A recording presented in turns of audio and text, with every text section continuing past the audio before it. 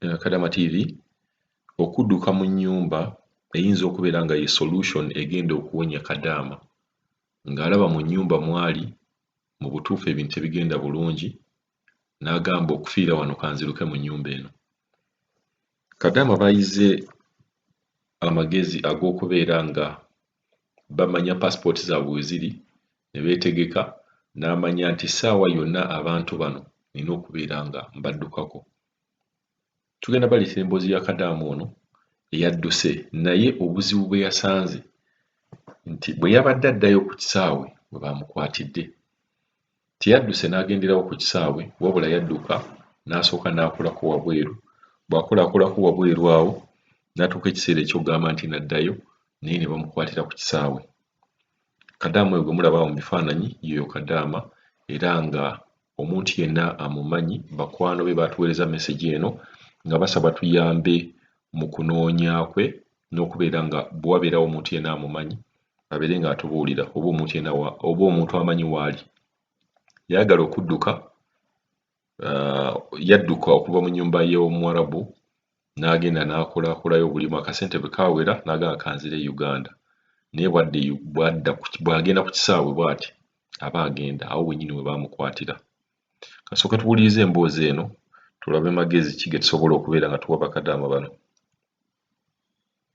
Gyebaleko ssebo sibiro kya kaswiti bulungi. Ebifaananyi ebyo by'olaba ne ID ezo kuliko amannya g'oyo omuwala gw'olaba mu kifaananyi. Oyo omuwala nga bw'ogenda owuliriza mwezi okodiyo ze nkuweereza oyo ayogera mukwano gwange twali tukola naye wano eno lwakuba nti embeera yagaanamu yakyankalalamuko n'agenda ewalala naye ng'oyo mulamu we twajja naye lwakuba ate nga bw'omanyi abeeno si buli omu nti abeera ne access eyogera oba ebeera n'essimu buli kiseera naye nga mpeereza ebintu ebyo nga twagala buyambi bwo ssebo tusaba ku buyambi omuwala oyo tumunoonyeeko kuba yaba ewaka baasonda ssente akomewo ewaka era n'abaweeza n'ebifaananyi nga byebyo by'olaba naye tulina omu okuteebereza nti alabika bamukwatira ku kisaawe ng'addayo kuba gye yasooka okukola yaddukayo buddusi nga bw'ogenda owulira mu odiyos ezo yaddukayo buddusi n'agenda n'apaala kati n'afuna n'akola yali akola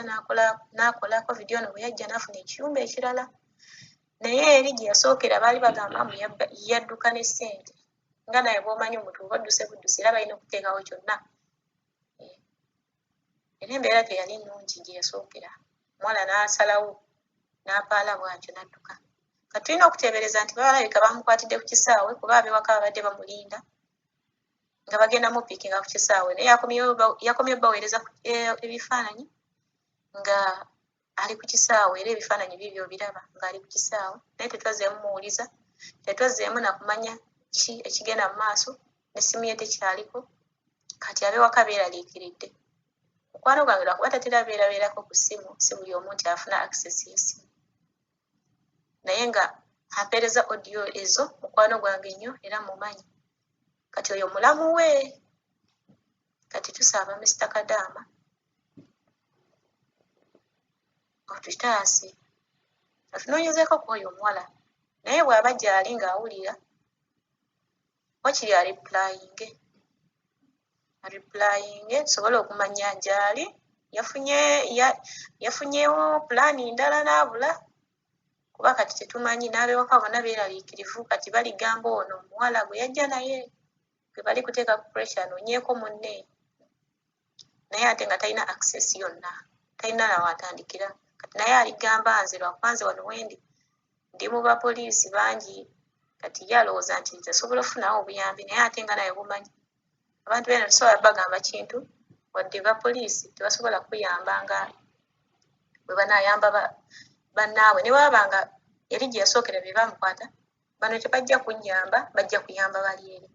kati nange okusalawo noonyeeko amagezi ewantu ewalala saba otaase era nja kusaba nnyo ng'ozizeemu ssebo omuwala y'oyo n'amanya ge agali ku gundi. Omuwala ono tugenda kubeera nga tugezaako okuyamba okumunoonya bampeereza wano kaadi ye bali yasooke tulabe ku mannya ge yatulabe ku mannya ge then tubawe ne voice notes eza mukwano gwe ng'ayogera ki ekyaliwo. Omuwala gwe tunoonya bamuyita Nakintu Sharon nga yava bano bandaga nti yava Kyazanga, bamuyita Nakintu Sharon y'omuwala oyo gwe mulaba mu bifaananyi anoonyezebwa. Katusooke tuwulirize voice note za mukwano gwe ze yasikumira ono abadde atwala information eno ng'ayogera ku kintu ekya happening. Kati mulabye nga omukyala oyo oba Kadaama oyo bw'ayogedde agambye nti bwe yadduka mu nnyumba baagamba yadduka ne ssente. Twabagamba nti buli bw'ova mu nnyumba y'Omuwarabu oba n'oddukawo okubeera nga bejjako omusango oba bakuteekako omusango bateekawo ekintu kyonna. Bayinza okugamba wadduse ne ssente, wadduse ne gold waabwe, engeri gye bateeka gold mu nnyumba zaabwe, so ne bakuteekako omusango ogwo. Kati tetumanyi oba baakola baateekayo nti yabbye ssente ne bateeka omusango ku poliisi ne babeera nga abapoliisi bonna ne immigration bagiweereza information about that lady oba Kadaama oyo. Kakitegeeza nti bw'obeera ku wanted, kati ayinza okuba ng'oba abadde ku wanted, bw'ogenda ku kisaawe ng'oli ku wanted wonna bakuteekamu buteesi wali passport yo oba ofuluma booti nga bagamba omuntu oyo ali ku wanted nga bakuggyawo nga bakutwala mu kkomera. Naye katusooke tuwulize audio za mukwano gwe ze yamuweereza naye ng'omuwala gwe tunoonya bamuyita Nakintu Sharon. Akaliro kabadde kansazeeko ate nga n'amasannyalaze gabadde gagenze nange naye ng'oli biki mbadde nkugamba waliwo muganda w'omusajja wange omwana najja naye mu maanyi yamuntu eyandeeta naye yamuleeta kale yali yakamalawo mwezi gumu nange nenjija munange kati gye baamutwala yakolayo emyezi ena kale naalaba bwe bateeka pasipooti ye embeera nga si nnungi kati ye ebyokudduka yadduka bw'ati yafuna abaana ne bamutwaza ne bamutwala wabweru nabbawo pasipooti ye yalifuna ono mukama we yali agitadde n'agibba n'adduka. Kaakati bwe yadduka teyatuuka wonoono mukama waffe yadduka agenda mu abaana abo kolona ajjukira yabasalako bwe yabasalako kaakati nga buli omu alina kweyiiya agende beeyawule naye nga bwe baali wabweru mbu nga bafuna ssente mbu nga bakola byebweru bakolayo temporary ne bavaawo ne batambula bwe butyo. Kati munange omuwala kolona we yamusalako ne beeyawukana n'afuna ekiyumba mu kiyumba ne bitagenda bulungi kati yadde agamba kakwate ekkuba ddeeka kyokka munange kati gye yava yadduka mu kiyumba kumbe ndowooza oli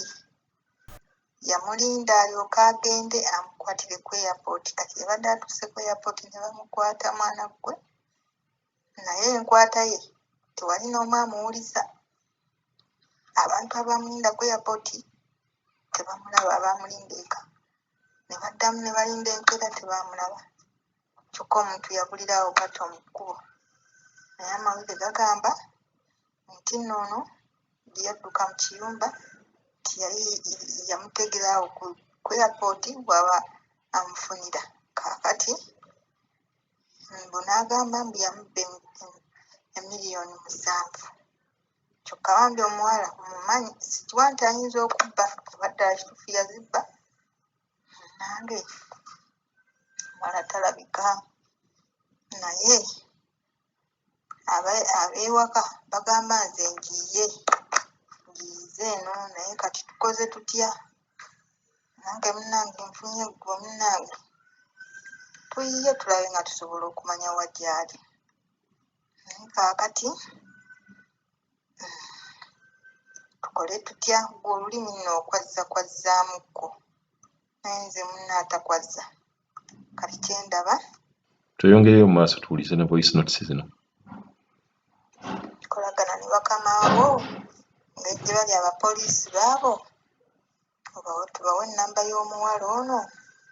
ey'oli omuntu gye yadduka mu kiyumba atubuulira ayagala ki era atubuulira omuwala yamuteekawa tulyoke tulabe kye tuyiye ekyokukola batukola magezi kyoba kitulema tumanye nti atuwangudde engeri omuwala yamulyawo buli kimaafiya yamutwalawo omuwala talabika abewaka babuuza nze nange ndyawo nange mukadde wange nampulira nziramu bino binsobedde omwala ki omwezi guno yali owazaali nga mmeka bambuzawo nga 28 omwezi oguwedde ekityo bwe kiri kati bantu bafunanga information yonna tuwali nabaana bakama baffe nabo tebalina kibamanyi bo twababuuza ne bagamba bo ogwabwe gwali gwakuleeta muwala ne biggwa kwata kati nze mpadde nkusaba tweyambeyambe nga bwe tuli eno oba olina ku banene b'omanyi oba tugambe abo bakamawe engeri gye bali abapoliisi obagambe ono omuntu wo bawe ennamba yaabwe babuuze bali omuntu bw'ati mumulanga gwaki yazzaaki bwe bityo batubuulire omuwala wuuyo olunaku lwe yasembayo okuweereza bali abewaka ebifaananyi ne balinda kumbe endowooza balabika bamukwatira ku airpooti ali awo mu mikono gyabwe naye teboogera kati tukoze tutyo boogeza tulina kufuna eno omuntu yenna abitegeerako olulimi lwabwe kasita naawe olumanyi tukwasaganye munnaye tuyambe abewaka kuba babuuza nze maama we tali abalala bonna abamu babasibye babatutte ku poliisi bakama baffe nabo bagamba naffe tewali n'omu atubuulira muwala gyali kaakati tukole ki ffe tuyambe abali eno nkuwa ennamba y'ono omusajja mu kiyumba mwe yasookera atubuulire omuwala gyali kuba ate kuba ye yamukwata atubuulire munnange kyayagala n'omuwala gye yamukweka omuwala ono kankuddire mu bwe yava bwe baayawukana nga korona abali bubi omuwala ono yafuna n'afuna omuntu amutwala akole mu kiyumba ekyo nasembayo muwuliza nga nze njijaawo oba alya kiraba alya ne banjjako essimu eyo ennamba ze bampa kwaliko erinnya lye Sharoni naye baabiwandiika bubi kati saddamu muwuliza kaakati nembeera nga siina kati nnamba ye kati nga nina gibuuza beewaka naye ebbanga lino lyonna mbadde siddangamu nze kwogera naye nasembayo muwuliza ng'afunye ekiyumba ng'agenze mu kiyumba ekyo essalala ne mugamba nange nyenze bwe ndiba obulungi tuliyogerezeganya kati abawala abo banjjako essimu jjukira omuwala yatukopolera ennamba z'essimu ennamba zonna zeyankopolera nga tezitegeerekeka kaakati munnange nasembayo muwuliza ng'afunye ekiyumba ng'ali ssalala kitegeeza era mu kiyumba mwe yavudde kuba bewaka bagamba ssente ezakola ki ezamufunisa tikiti adde ewaka be baazisonda ne bamanya nti olunaku bwe luti tumulinda tebaamulaba yabulira awo kwebyo ebifaananyi wembiweereza weewaakomera byakoma basindikira era taddangamu kubawuliza taddangamu muwuliza naguno ogwaka kitegeeza yava mu nnyumba ng'embeera mbi nadda ewaka nabewaka be basonda ssente kuba bo we bagamba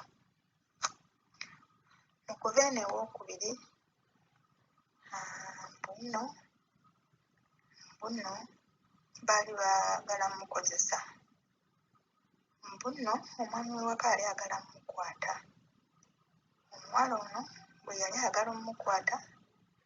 n'agamba sijja kufiira wano. Kyava akola ki? Kyava agenda ku poliisi. Yagenda ku poliisi, ab'oku poliisi mbu n'abagamba agala, ne bamugamba adde ewaka. Okitegeera? Kale byali bingi naye mbu eno ewookubiri mbu omuntu waayo yali agala mukwata amukozese. N'agenda ku poliisi, then poliisi n'emuwulukusa n'emugamba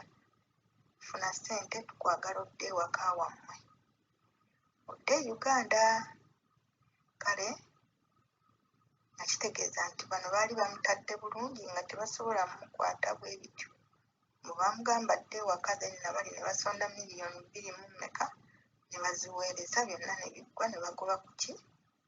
Ku bintu byonna ng'alina kudda waka. Naye kati tubasonga wano owasooka nti bayinza okuba bamukwata kubanga abantu abo yabaddukako obuddusi, then bayinza okuba nga be bamukwata. Kale tugeeze okutuuye, kale tumanyiwo waali, oba bano abookubiri naye nga bo baali bamusiibudde. Tumanyi waali, oba tusobola omuyamba, oba tekisoboka tumanyi, naye nga tumanyi wa gy'ali. Kitegeera?